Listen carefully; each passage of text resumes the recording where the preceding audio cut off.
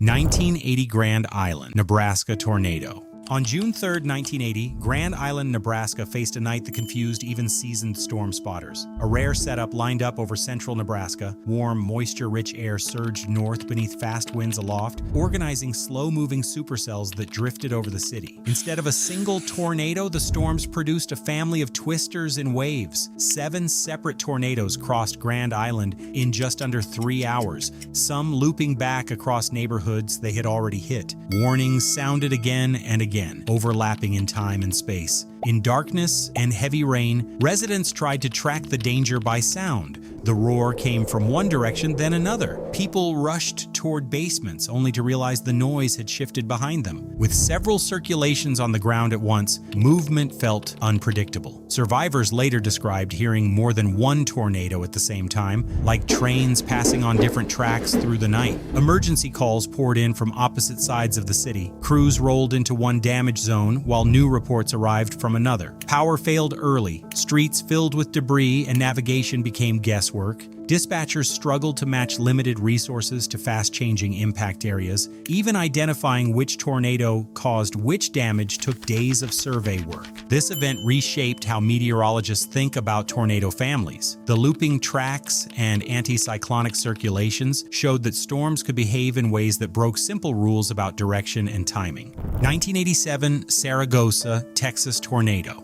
On the night of May 22, 1987, the town of Saragosa faced a disaster shaped as much by vulnerability as by wind. A slow-moving storm north of Balmorhea organized into a supercell by evening. A tornado warning went out for the county well before the circulation reached town, yet in Saragosa the message barely traveled. The tornado touched down just outside the community and rapidly intensified as darkness settled in. Late-hour timing compounded the risk. Families were gathered for a Head Start graduation ceremony inside the Catholic Hall, one of the few sturdy buildings in town. Many residents had no access to timely alerts. Saragosa had no siren system, no local police or fire department, and limited television and radio ownership. Spanish language preferences further narrowed access to warnings broadcast from distant cities. The first clear warning inside the hall came from a parent who saw the funnel approaching and shouted for people to take cover. The tornado cut directly through residential blocks and the town center. Homes were reduced to slabs, trees stripped bare, and 80% of the community was damaged or destroyed. The Catholic Hall collapsed under the direct hit and 22 people died. 8 more died across town. In total, 30 lives were lost and more than 100 were injured. Rescue operations faced rural isolation, debris-clogged roads, and damaged infrastructure. In the aftermath, Saragosa rebuilt its community center with reinforced construction and added a shelter. The tragedy reshaped outreach strategies across West Texas, pushing bilingual warnings, siren installations, and targeted messaging for small communities. Saragosa stands as proof that tornado risk rises where communication gaps, housing vulnerability, and timing converge even if the storm itself was well forecast. 1953 Flint, Beecher, Michigan F5 tornado. The only thing more dangerous than a devastating tornado is a devastating tornado at night. On the evening of June 8, 1953, families across Flint and the small community of Beecher were settling into ordinary routines. Residents were getting ready for bed. Factory workers were still on late shifts. When thunder rolled in and lightning flashed, the northwest sky took on a sickly green tint that few people recognized as a warning sign. At 8:30 p.m., an F5 tornado formed and moved straight into densely packed neighborhoods.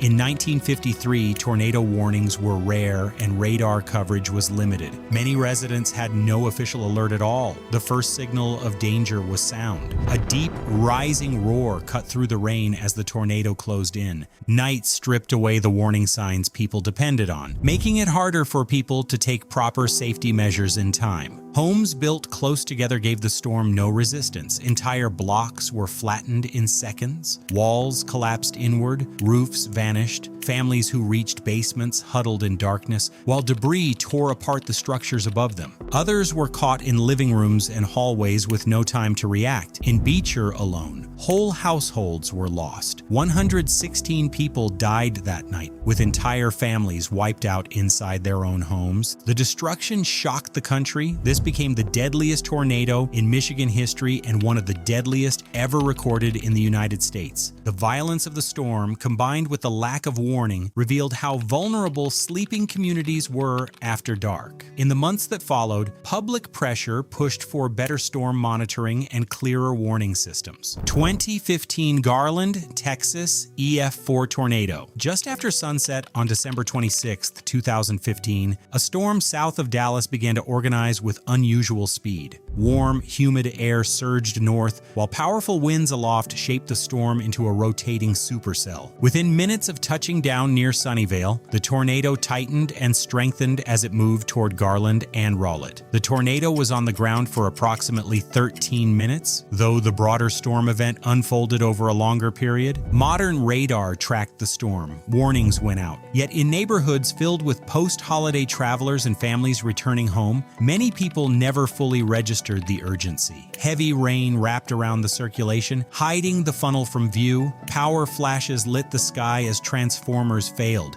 giving brief glimpses of a violent shape crossing roads and rooftops. As the tornado pushed into suburban streets, damage followed a jagged pattern. One block lost roofs and walls, the next was shredded to foundations. Apartment buildings were torn open. At a major highway interchange, cars were lifted from elevated ramps and thrown into traffic below, and several people who had pulled over to wait out the storm were caught directly in the path. Emergency crews faced chaos in near-total darkness. Downed power lines blocked roads. GPS routes failed as familiar streets vanished under debris. Search teams moved house to house with flashlights, calling out into collapsed rooms. 10 people died, and the Garland tornado exposed a hard truth about modern forecasting. Even though technology can identify danger with precision, rain-wrapped nighttime storms can still move faster than humans can react. 2007 Greensburg, Kansas, EF5 tornado. Late on the night of May 4, 2007, most of Greensburg was quiet. The town sat in darkness as a massive EF5 tornado, the first to receive that rating on the enhanced Fujita scale, widened south of the city, growing to approximately 1.7 miles across. By the time it reached the edge of town, the circulation filled the horizon. The storm moved straight through the heart of the community, staying on the ground for over an hour as it carved a path across Kiowa County. Entire neighborhoods disappeared within minutes. Downtown buildings collapsed, schools were torn apart, streets that residents had walked for years were reduced to timber, bricks, and twisted metal. With power knocked out almost immediately, survivors stepped into a landscape they could not fully see. People moved through debris fields with flashlights, calling out for neighbors, climbing over collapsed walls, and trying to locate familiar homes by memory alone. Emergency crews arrived to a city with no working streetlights and blocked roads. Navigation became guesswork. Rescue teams marked searched houses with spray paint and moved slowly through wreckage, listening for voices in the dark. Medical response had to be coordinated outside the city since local facilities were destroyed.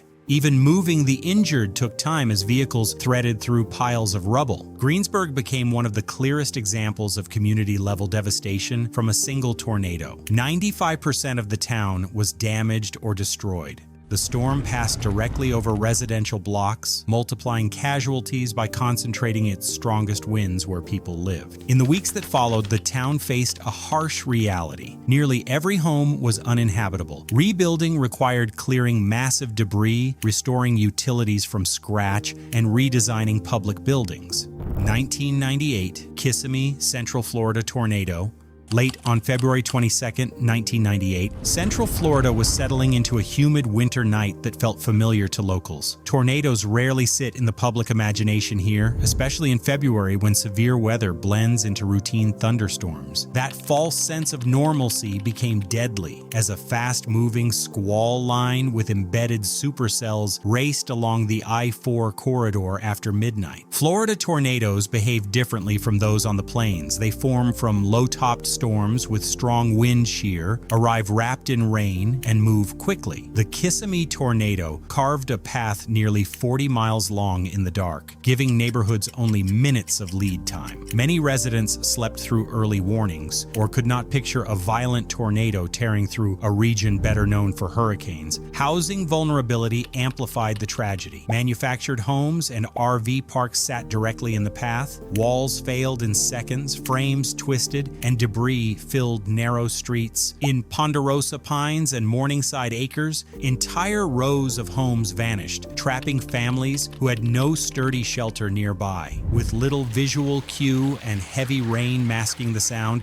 people struggled to understand how close the danger had come until it was already inside their neighborhoods. First responders faced a maze of collapsed structures, downed lines, and blocked roads across dense residential areas. Calls flooded in from multiple communities at once, stretching resources thin through the early morning hours. 42 people died, most of them in manufactured housing, and hundreds were injured. This night reshaped how Florida views tornado risk. Forecasters pushed harder on overnight alerts, mobile home parks reviewed shelter access, and public messaging shifted away from the idea that tornadoes only belong elsewhere. 1955, Blackwell, Oklahoma F5 tornado. On the evening of May 25, 1955, a series of storms formed over north-central Oklahoma after a turbulent morning. Radar picked up a strengthening cell moving north toward Kay County as darkness settled in. By the time the circulation tightened west of Marland, people in Blackwell were winding down for the night. At 9:27 p.m., the tornado tore into the east side of town while many families were already indoors and unprepared for what was coming. Warning systems in the 1950s were blunt tools. Radar coverage was limited, communication moved slowly, and alerts depended on phone calls, sirens, and word of mouth. The storm evolved quickly, leaving little time for organized warning. The result was a violent nocturnal strike through residential blocks. The tornado was noted for its unusual appearance, with witnesses reporting a glowing or luminous effect, likely due to electrical activity within the severe supercell or debris causing ionization. In addition to its eerie appearance, the tornado took out entire rows of homes within seconds. Casualties clustered along a narrow corridor of complete destruction. In total, 20 people died and roughly 200 to 280 were injured as the tornado cut through the sleeping town. Industrial buildings fell as well, taking out major employers and the local hospital. Doctors worked by candlelight to stabilize patients as rain and debris clogged streets. Rescue crews navigated darkness, live power lines, and flooded low spots as storms lingered behind the tornado. Meteorologists later studied the path and damage to understand how violent tornadoes behave after sunset. The Blackwell disaster exposed gaps in detection and public warning, pushing improvements in radar use, coordination with local officials, and the timing of siren activation.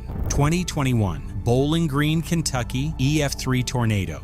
Just after 1:20 a.m. on December 11, 2021, Bowling Green was jolted awake by a fast-moving supercell that had already traveled hundreds of miles. The EF3 tornado intensified as it crossed into the city, carving a long path through neighborhoods and business corridors. In minutes, power failed across large sections of town, plunging streets into darkness as debris swept across roads and yards. Nighttime conditions magnified the danger. Visibility dropped to near zero, and many residents were asleep when the winds began tearing at roofs and walls. People described waking to the sound of structures failing around them, with little time to reach shelter. The tornado cut through dense residential areas, leveling homes along Moss Creek Avenue and damaging apartment buildings, shops, and industrial sites. 16 people died and 63 were injured, with losses concentrated where the circulation intensified inside the city. The same parent storm produced a second, shorter-lived tornado nearby. Even with no fatalities from that second circulation, the combined impact left thousands without power and caused more than $100 million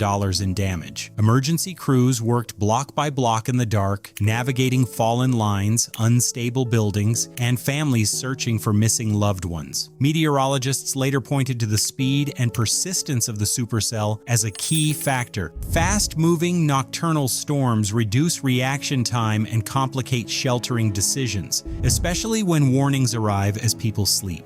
For emergency managers, Bowling Green reinforced the need for overnight alerting that cuts through closed windows and muted phones, more accessible community shelters, and messaging that emphasizes how quickly nighttime storms can overtake even well-prepared communities. Thanks for watching. To watch more videos on tornadoes, click here for the rarest tornado types explained.